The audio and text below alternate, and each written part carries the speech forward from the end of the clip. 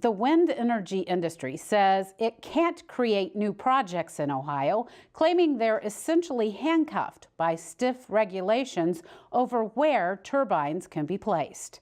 As State House correspondent Andy Chow reports, a new proposal would loosen those restrictions.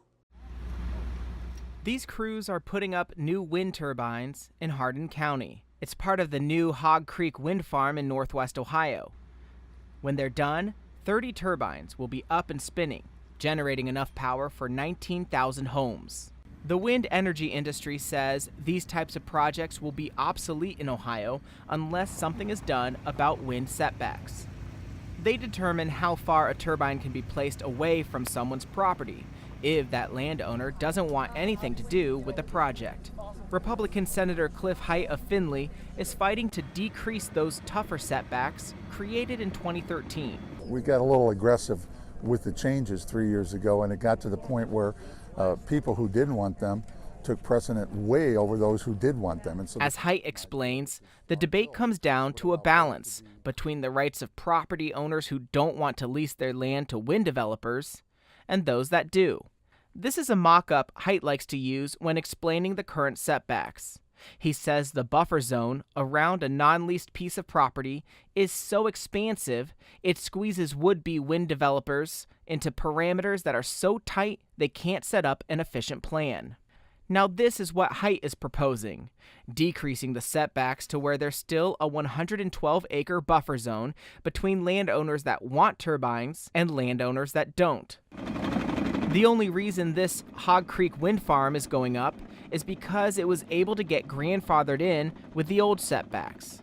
Project manager Amy Kurt with EDP Renewables says Height's plan would lay down a welcome mat for alternative energy companies. I think it's really about whether Ohio wants to be seen as having its doors open for new and increased wind energy development. By removing some of the restrictive setbacks, you're really opening up the door for and encouraging more wind developers to come and do business in the state. But this is a polarizing issue, especially for residents in northwest Ohio, who don't want to have to see a wind turbine from their house. Complaints include the possibility of ice falling off a turbine, the blades creating shadow flickers, and the noise.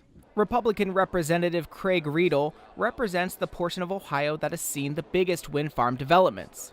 While he says he's for wind energy, he's not sold on Height's proposed changes. My first thought is that's probably not far enough, but I'll also say right along with that that the current distance from the turbine to nearest property line of 1,300 feet, that may be a little bit too long. So it's probably somewhere in the middle of that. For Riedel, he'd like to see everyone come together with a proposal that splits the difference, allow the setback to be a statewide minimum, then give local governments the option to make it bigger. They can leave it at the minimum, whatever that is, or they may say, no, we want to make it a distance that's even further than that.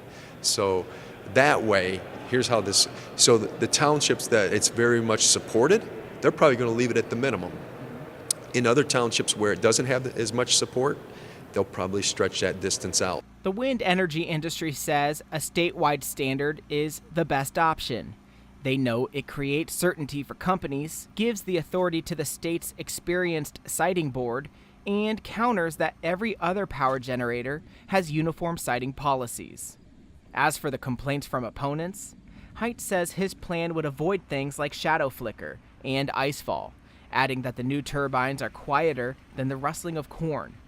Plus, he ultimately says supporting green energy is the right thing to do for future generations. however you want to put it, I don't care how you want to put it, I believe that's our job. And this helps that. If it reduces the carbon footprint and gives us a better, clean atmosphere, that's better for my grandchildren, and I'm going to fight for that forever. Andy Chow, State House News Bureau.